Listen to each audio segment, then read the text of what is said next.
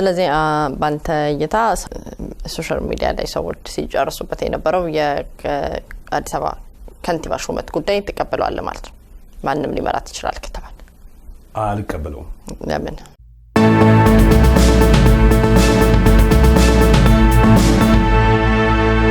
እና መጣደን ነበር ለካሪን እየመጣው ሌላ ይረሳሽው እኔ በይፋ የኮሙኒኬሽን ሚኒስትር ዴታ ሚለውን በይፋ ሰርጃለሁና በዛ መጠራት አልፈልግም። ለማስታወስ ነው ታዲያ አያስፈልግም። ማስታወስ አልፈልግም። የቀድሞ መባደም አልፈልግም። ቀድሞ የነበረውን ነገር አትኮራበትም? ቀድሞ የነበረውን ነገር ያመንኩበትን ነገር አምኜበት ነው የገባሁት።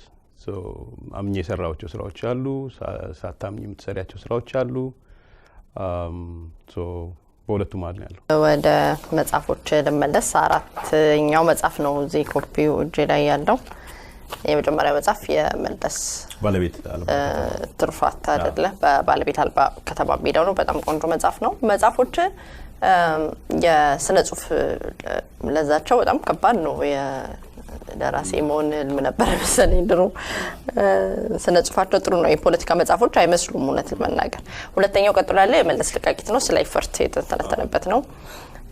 ሶስተኛው መጽሐፍ ጥላውን የሞተለት የሚለው ነው። አራተኛው ዲሲና አዲስ አበባ የሚለው እሱ ከዛ ከመጀመሪያው መጽሐፍ ጋር ሊገናኝ ይችላል። ሌሎች ይዘቶችም ስላሉት እንትን እንላለን። ስለዚህ እስቲ የመጀመሪያው መጽሐፍ እንዳሰውና የተወሰነ ነገሮችን ስለ አዲስ አበባ ባለቤት አልባነት እናውራ። የኢትዮጵያ ፖለቲካ ውስጥ ትልቅ ከሆኑ ነጥቦች እንደውም እኔ ዶክተር አብይ ቀድሞ ባይዳስሰው ለጊዜው የተዳፈነ አድርጎ ቢያስቀምጠው ደስ የሚለኝ አጀንዳ አንዱ የአዲስ አበባ አጀንዳ ነው። ያስፈራኛል። ስለሚያስፈራኝ ነገሮች ከተረጋጉ ያልሽው ይሄ ሙቭመንት ውስጥ ያለው ወጣት ወደ መስከን ከሄደ በኋላ በቼንጅ ላይ ምናልባት የቼንጅን ግራፍ እንደዚህ አይነት ግራፍ ነው። የቼንጅ ግራፍ የዚህ የባር ግራፍ አይነት ነው። ቼንጅ መጀመሪያ ይናወጣል። ሾክ አርጊው ነው የሚለው። ኢትዮጵያ ሾክ ሆናለች እንዳየሽው። ከሾኩ ቀጥሎ መስከን ነው የሚለው። መስከን አለበት። አሁን ከሾኪንግ ፌዝ ወደ መስከን ፌዝ እየሄድን ያለ ነው። ተቀባይነት ያለው መሪ ያገኘን፣ ተቀባይነት ያለው መሪ አስተሳሰብ ማምጣት ጀመረ። we start deal with ideas። መጀመሪያ አይዲያ አልነበረም። ንዴት፣ ቁጭት እንዲያረጉን ምናምን ነበር። አሁን ብዙ ሰው አይፈልግም ይሄን። አሁን አይዲያ ነው። ኦኬ።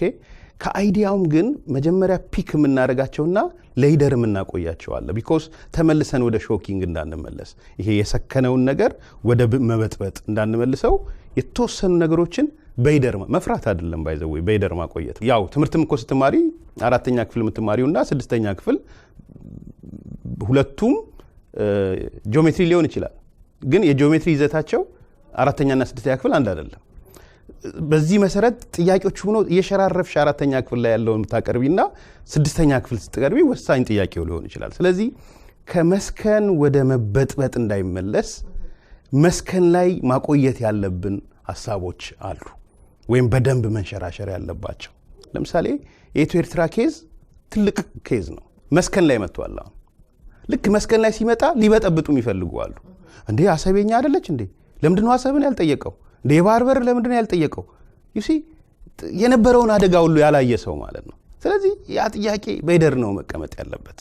በይደር የምታስቀምጫቸው አስክነሽ ምናልባት እኮ ነገ የኤርትራ ህዝብ ከኢትዮጵያ ጋር አንድ መሆን አለብን አይቶ ማለት ነው ሲል የሁሉ ጥያቄ ገደል ይገባል። አሰብ ምናምን ቀይ ባህር የሚል ሰው ሁሉ ገደል ይገባል። ስለዚህ አንዱ ትንሽ በይደር መቆየት ያለበት ጉዳይ የአዲስ አበባ ጉዳይ አርጌ ነው ማስባት። የባለቤትነት ጥያቄ አለ።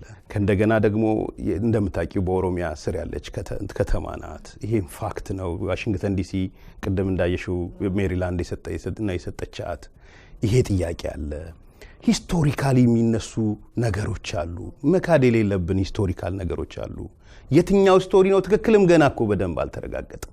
ስለዚህ እነዛ ታሪካዊ ችግሮች ሁሉም የሚያወራቸው ችግሮች እንዴት ነው ሃንድል የምናደርጋቸው? ስለዚህ እነዚህ ነገሮችን ብጥብጥ ፈጣሪ ነው። አንዱ የኔ ነው ይላል፣ አንደኛው አይደለም ይላል። ነዋሪው የኔ ነው ይላል፣ ኦሮሚያ የኔ ነው ይላል። እነዚህ ሁሉ ብጥብጥ የሚፈጥሩ ናቸው። እንዲህ አይነት ገጽታ እንዲኖራት ለምንድን ነው የተፈለገው? ምንድነው ፖለቲካዊ ግብአቱ ነው? ቡራቡሬነቷም እንዳለ ሆኖ ያ ምን መሰለሽ አዲስ አበባን ስናይ አዲስ አበባ ብቻ አይደለችም። የሜትሮፖሊታን ከተሞች በአጠቃላይ ጅማን መውሰድ ትችላለሽ፣ ድሬዳዋ መውሰድ ትችላለሽ፣ ሌሎችም ከተሞች ሀረርን መውሰድ ትችላለሽ። የበቀል ከተሞች ሆነዋል በድምሩ።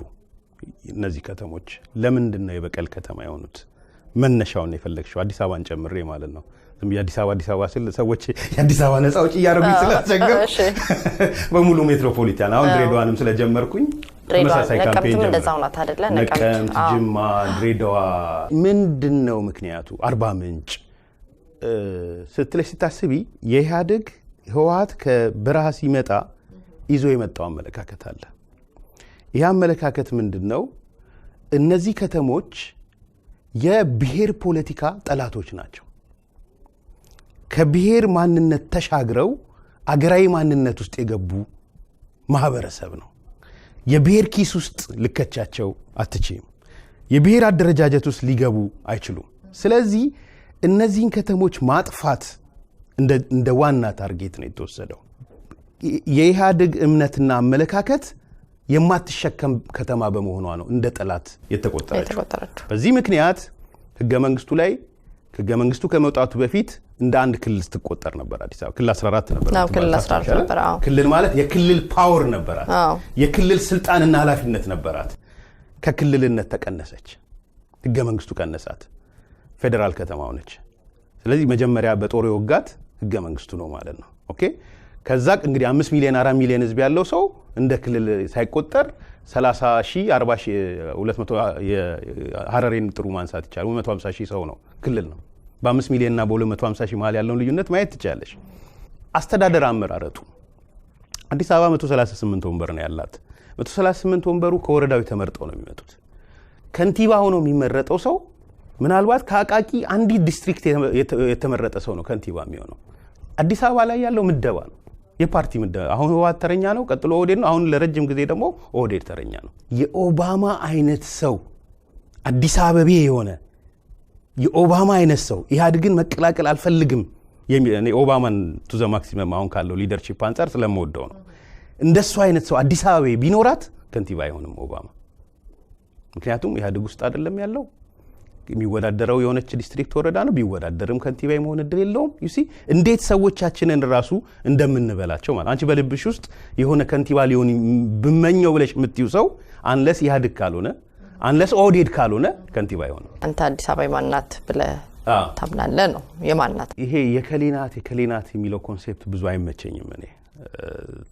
ይሄ ራሱ ነው አንዱ ችግር መስከን ያለበት። ቤተልሔም የምትባል ጎንደር የተወለደች ወይም ጅማ የተወለደች እንስት ከዛሬ ጀምሮ አዲስ አበባ የኔ ናት ብላ መኖር ከጀመረች አዲስ አበባ የቤተልሔም ናት።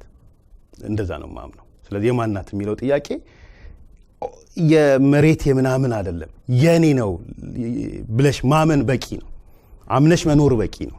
ስለዚህ ሞቱማ የሚባል ሰው ጅማ ተወልዶ ሊሆን ይችላል፣ የሆነ ሌላ ቦታ አርሲ ተወልዶ ሊሆን ይችላል። ሞቱማ አዲስ አበባ የኔ ናት ብሎ መኖርና ከህብረተሰቡ ጋር እስከተቀላቀለ ድረስ የህብረተሰቡን ስነ ልቦና እስከተገነዘበ ድረስ አዲስ አበባ የሞቱማም ናት።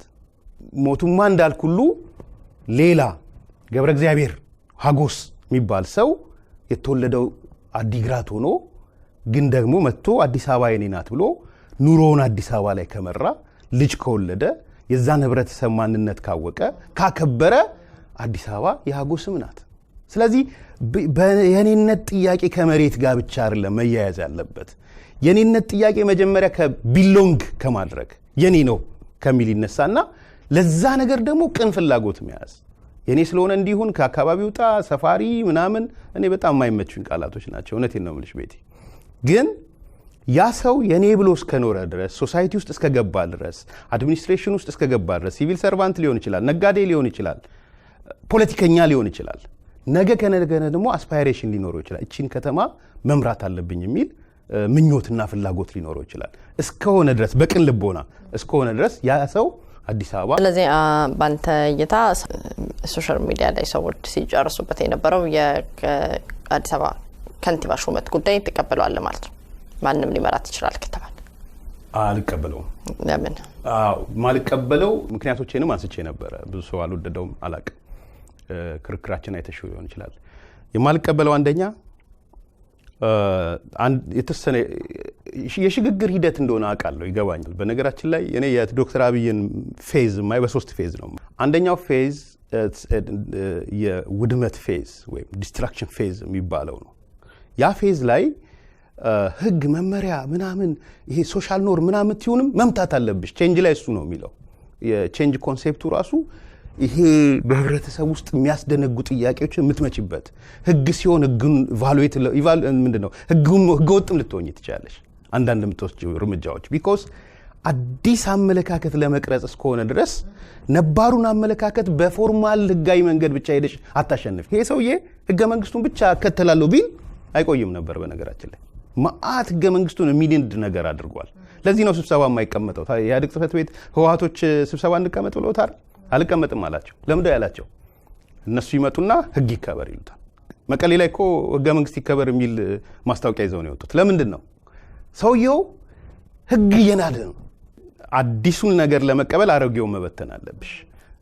አዲሱ አስተሳሰብ ተቀባይነት እንዲያገኝ በአሮጌው ላይ አይደረብም። ሶ የመጀመሪያው ፌዝ የዶክተር አብይ ፌዝ ኢት ኢዝ ኤ ዲስትራክሽን ፌዝ ነው። የማፍረስ ምዕራፍ ነው። በማፍረስ ምዕራፍ ውስጥ ህገወጥ ነገር ይሰራል። አሴ ሚዲያ ሰው እንደ አዲስ አበባ ዘረኛ ከተባለም አይ ዶንት ማይንድ እነዛ ህገወጥ ነገሮች ሲሰሩ አንዳንዶቹ ላይ ግን ጥያቄ ይኖረኛል። ፌዙን ሳልረዳ ቀርቼ ግን አይደል። እና ምንድነው የተደረገው? ሜሩ ከመደቡ በፊት ከሁለት ሳምንት በፊት ፓርላማ ሄደው ቻርተሩን ቀየሩት። ቻርተሩን ሲቀይሩ ምን ብለው ቀየሩ? ምክትል ከንቲባ ከምክር ቤቱ አባላት ውጪ ሊመደብ ይችላል የሚል ፓርላማ ላይ አጸደቁ። ለኔ የመፈራረስ ምዕራፍ ላይ ግን ደግሞ ያንቀጠቀጠኝ ምዕራፍ ይሄ ነው። ልቀበለው ይገባ ነበር። እንደ አንድ የአብይ አካል በሆን እቀበለዋለሁ። ግን እንደ አንድ የአዲስ አበባ ሰው ሆኜ ሳየው ምንም እንኳን ዲስትራክሽን ፌዝ ብትሆን እቺን ነገር ብታቆይልኝ የሚል ተቃውሞ ነው የነበረኝ። ስለዚህ በ15 ቀኑ ሄዶ አፍርሶት ከዚህ በኋላ ምክትል ከንቲባ ከውጪ ይመጣል ብሎ በዛ በ15ኛው ቀን 138ቱ የአዲስ አበባ ምክር ቤት ሲሰበሰብ ያን ሰው አምጥቶ ከሌላ ቦታ ሲመድበው ሊና ያልተቀበለው ቢሆን ደስ የሚለኝ ያን ነገር ሳፈርስ የሄዶ ፓርላማ ላይ አዲስ አበባ ምክትል ከንቲባ ከየትም ይመጣል በሚል አዋጅ ሳያጸድቅ ቢኮዝ ፕሬሲደንሱ ነው የሚያስፈራኛሽ ነገ ከነገ ወዲያ የሚሆነው ነገር ምንም እንኳን የማፍረስ ምዕራፍ ቢሆንም ማለት ነው። ከአዲስ አበባ ምክር ቤት ውስጥ ካሉት 138 ሰዎች አንዱን ከንቲባ ማድረግ ይቻል ነበር ህግ ሳይጣስ። ሪኮማንድ ማርገናታል። እዛው ያለችን ሴት ሪኮማንድ አይቻለሁ። ስለዚህ እዛው ያርገሽ ይሄን ሰውዬ ግን በምክትልም ይሁን በምን ማምጣት ይቻላል። ወይም ደግሞ አዲስ አበባ ሶስት ነገሮች መሰረታዊ ናቸው። ከንቲባው፣ ማዘጋጃ ቤቱ እና የድርጅት ጽህፈት ቤቱ።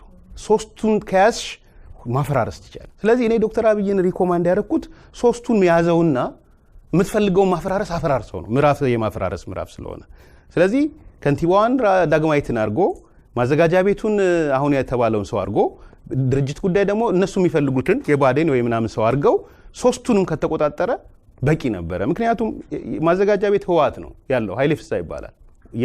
የአርከበ ቀኝ እጅ ነው። ድርጅት ጉዳይ ተወልደ ይባላል፣ ህወሓት ነው። ድርጅት ጉዳይና ማዘጋጃ ቤት ህወሓትን አስቀምጠሽ ለውጥ አይታሰብም።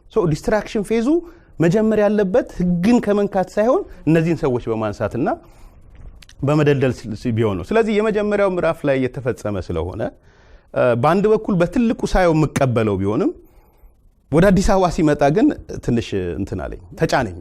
እሱ ነው ሁለተኛው ምዕራፍ። ዝርዝር ማየት አያስፈልግም። የዶክተር አብይ ሁለተኛ ምዕራፍ ያልኩሽ የማስከን ምዕራፍ ነው። ማስከን ምዕራፍ ላይ አልደረሰም። እኔ እስከሚቀጥለው 5 ወር ማስከን ምዕራፍ ላይ ይደርሳል ብዬ አላስብም። እስከ 5 ወር 6 ወር ዲስትራክሽን ፌዝ ነው የሚቀጥለው። የማስከን ምዕራፍ ላይ ይሄ የፖለቲካ ፓርቲዎችን መሰብሰብ፣ ስርዓት መገንባት፣ ህገ መንግስት ማሻሻያ ነጥቦች ማድረግ፣ የሽግግር ስርዓቱን ማመቻቸት፣ that is የሰከንድ ምዕራፉ አድርጌ የማስበው ነው። ሜቢ ይሄ እስከ 6 ወር የማስበው ነው የማስከም ምዕራፍ። የመጨረሻው ምዕራፍ ዋነኛው የዲሞክራሲ መጨረሻ የሚካሄድበት ይሄ የህገ መንግስቱን ማሻሻሉ የዲሞክራሲ ተቋማት እንደ ምርጫ ቦርድ ፍትህ ስርዓቱ ምናምን ተሻሽለው እውነተኛ ምርጫ የምናይበት እዚህ አሜሪካ ሀገር እንደምናየው አይነት የምናይንበት ሰርድ ምዕራፍ የመጨረሻው ምዕራፍ ነው። አንደኛ መፍትሄው በህዝብ የተመረጠ አስተዳደር መኖር አለበት። እንደ ዲሲው የዲሲውን ትንሽ ትኩረት ልስጠውና ምን ማለት ነው በህዝብ የተመረጠ ማለት? አይ ሆፕ ዶክተር አብይ ያደርገዋል ብዬ ስለማስብ ነው በነገራችን ላይ። ምክንያቱም ከዚህ በፊት የተናገረውን ነገር ሰምቻለሁ። በሀገር ደረጃ ከዚህ በኋላ እኔ እንደ ፕሬዝዳንት ነው መመረጥ የምፈልገው፣ ከመቀሌ እስከ ቶጎጫሌ ያለው ሰው እንዲመርጠኝ ነው የምፈልገው እንጂ ከሆነች ወረዳ ተመርጬ መጥቼ የኢትዮጵያ ፕሬዝዳንት የኢትዮጵያ ጠቅላይ ሚኒስትር መሆን አልፈልግም ብሎ ተናግሯል። በጣም የሚገርም ንግግር ነው ይሄ። በነገራችን ላይ ዲስትራክሽን ፌዝ አንዱ እሱ ነው። ህገ መንግስቱን ነው የናደው እዚህ ንግግር ላይ ብዙ ሰው ያልገባው። ስለዚህ ለኢትዮጵያ ይሄን ካሰበልኝ አስቦልኝ ብቻ ሳይሆን ከተናገረልኝ መናገር ብቻ ሳይሆን ህገ መንግስቱን ከናደልኝ በአገር ደረጃ እኔ ጉራጌ ሳይመርጠኝ ወላይታ ሳይመርጠኝ ሲዳማ ሳይመርጠኝ ትግሬ ሳይመርጠኝ ጠቅላይ ሚኒስትር ፕሬዝዳንት መሆን አልፈልግም ካለኝ አዲስ አበባ ላይ ደግሞ ትንሽ ፍላጎት አለኝ። እኔ ያቺ ፍላጎቴ ምንድነው? አዲስ አበባ ላይ ከንቲባ መሆን ፈልጋለሁ የሚለው ሰው ኮልፌ ቀራኒዮ ያለው ሰው ቦሌ ያለ ሰው ሁለት ጫፎችን ላይ ያይዝ ብዬ ነው። አቃቂ ቃሊቲ ያለ ሰው የካ ያለ ሰው እነዚህም ሁለት ጫፎች ናቸው። ቂርቆስ ያለ ሰው መሃል ላይ ያለው እነዚህ ሁሉ ሊመርጡት ይገባል። ስለዚህ የቂርቆሱ ሰውና የቦሌው ሰው ከንቲባዬ ነው ሲል ያ ሰው በከንቲባነት መቀመጥ አለበት። አሁን እየሆነ ያለው ምንድነው? ቅድም እንዳልኩሽ ቂርቆስ ውስጥ ሄዶ ከትግራይ ማህበረሰብ አንድ ሰው ታመጪና ታስመርጪና የአዲስ አበባ ከንቲባ ታደርጊዋለሽ። ህብረተሰቡ ቅድሙን ክፍፍሉን ነግሬሻለሁ እየተሰራ ያለው። ነገ ከነጎዲያ ደግሞ አቃቂ ላይ ሄድና አንድ የኦሮሞ ፒክ አድርገሽ አቃቂ ላይ ይመረጣል። ከዛ በኋላ የአዲስ አበባ ከንቲባ ይሆናል። ይሄ በጣም አደገኛ ነው። ምክንያቱም አቃቂ ላይ የመረጥሽው ሰው ምናልባት በቦሌ ባለው ሰው ጥሩ አይታይ ይሆናል። ይሄ በጣም በአዲስ አበባ ፖለቲካ ውስጥ ይሄ ከሆነልኝ እኔ ጥያቄን አነሳለሁ። ይሄ ብቻ ከሆነልኝ ጥያቄን አነሳለሁ። ለምን መሰለሽ? አንደኛ የብሔር ፖለቲካውን ይገለዋል። ለምን እንደሚገለው አዲስ አበባ ውስጥ ማጆሪቲ የሚባለው ወይ 50 ፕላስ የሚባል ብሔር የለም አዲስ አበባ ውስጥ። በማህበረሰብ ደረጃ 50 ፕላስ ስለሌለ አዲስ አበባ ውስጥ እውቀት ነው የሚመጣው። ውድድሩ የሚሆነው ይሄን አደርግልሃለሁ በሚል ነው። የኦሮሞን እጠቅማለሁ፣ ትግሬን እጠቅማለሁ፣ እንከኔን እጠቅማለሁ በሚል አይደለም። የአዲስ አበባ ማህበረሰብ እጠቅማለሁ ብሎ ሐሳብ ይዞ የሚመጣ ሰው ነው። ይሄ አንዱ ጥቅም ነው ማለት ነው። ሁለተኛው ጥቅም ኢትዮጵያ ውስጥ የጎደለን ቤቲ ትልቁ የጎደለን ነገር ስቴትማን ማጣት ነው። አርአያ የሆኑ ሞዴል የሆኑ ሰዎች ማጣት ነው። የለንም። አሁን ጥቂት እያፈራን ነው ስቴትማኖች እንጂ ሄደሽ ስታይ እኮ ያስፈራል።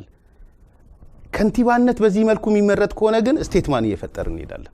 ዶክተር አብይ ጉልበቱ የህዝብ እንቅስቃሴ ነው፣ ፓርቲ አይደለም። በነገራችን ላይ ነገ ከነጎዲያ የድርጅት ስብሰባ ቢሰበሰብ ዶክተር አብይ ከሊቀመንበርነቱ ሊነሳ ይችላል። ምክንያቱም ህወሓት ውስጥ ሙሉ ለሙሉ አይቀበሉትም። ደቡብ ውስጥ ህወሓቶች እያደራጁ ነው። ስለዚህ 50 ፕላስ ናቸው ቢያንስ ደቡብና ህወሓት ሲመጡ ከሊቀመንበርነቱ ያነሱታል። እኔ እንደውም እውነቱን ንገሪኝ ካልሽ የኦርቶዶክስ ጳጳሶቹን እዚህ ሰዓቱ ሊያልፍ ስለሆነ በአስቸኳይ ግቡ ሲል ሰምተሽዋል አይደል? ንግግር ኦርቶዶክስ የኢየሱስ ክርስቶስን የመጨረሻ ሰዓት አንስቶ ነው የነገራቸው። ያቺ ጽዋ እንዳታልፍ አይነት ማለት ነው። እኔ ሁለት ነገሮች ናቸው እሱ ጋር ማስበው። እንደ መጥፎ ሰው ማስበው አደጋ ይገጥመዋል ብያስ እንደ መጥፎ ሰው ራሴ እንደ መጥፎ ሰው ስቆጥረው መጥፎ ፌዝ የሚያስብ ሰው አለ አይደል? አንዳንድ ሁሌ ክፉ የሚያስብ ክፋት፣ አሁን በክፋት ሳስበው አንድ አደጋ ይሸተኛል እሱ ጋር የህይወት አደጋም ሊሆን ይችላል። ስለዚህ ይሄን ነገር ሳላረግ ህይወቴ እንዳታልፍ ሁሉ ያለ ሁሉ ይመስለኛል። እግዚአብሔር ይጠብቀው። ይሄ አንደኛው። ስለዚህ ነው በአንድ ጊዜ እኮ 6 መድረክ በቀን መምራት በጣም ከባድ ነው። ቤተክርስቲያኑን ኤርትራን ምንም ብቲ ይሄ እግዚአብሔር ተአምር ካልሆነ የማንም ተአምር አይደለም። 5ኛ መጽሐፍ አለኝ የኤርትራ ጉዳይ የሚል ያልወጣ ለምን እንዳላወጣሁት እስከ 5 ዓመት የኤርትራ ጉዳይ አይፈታም ብዬ ስለማስብ እስከዛ ድረስ ይቆይ ብዬ ነው። ግን አሁን አረጀ፣ እንደ ታሪክ አወጣዋለሁ። ገባሽ አይደል? የአዲስ አበባ ጉዳይ እንደማይፈታ ስለማቅ ነው ሁለተኛ የተመለስኩት ዲሲና አዲስ አበባ ብዬ። የማይፈቱ የሚመስሉ ችግሮችን እየፈታ ነው የሄደው። በጣም የሚገርም። በተለይ ኢንተርናሊ ፖለቲክሱን የምታውቂው ከሆነ ሴንተር ላይ ስትገቢ በፍጹም ሊታሰቡ የማይችሉ ጉዳዮች ናቸው እየነካካ ያለው። ስለዚህ እንደ ዲስትራክሽን ፌዙ ማሰብ ከፈለግን እንደ ጥፋቶች መውሰድ የለብንም ብዬ ነው ማስበው። ልክ መስከን ላይ ሲደርስ ግራፏ ጫፏ ላይ ስትደርስ ያኔ እንጠይቃለን። የሰከነ ነገር ላይ ገብቷል ሰውየው፣ ስለዚህ ይሄን እንደዚህ ያደርግ፣ የመደብከው ሚኒስትር ልክ አይደለም፣ ይሄ ሌባ እኮ ነው እዚህ ጋር ያረከው፣ የምርጫ ቦርድ ጋር ያስገባቸው ነው ሰው ፌር አይደሉም ብለን የምንልበት ምዕራፍ ይመጣል።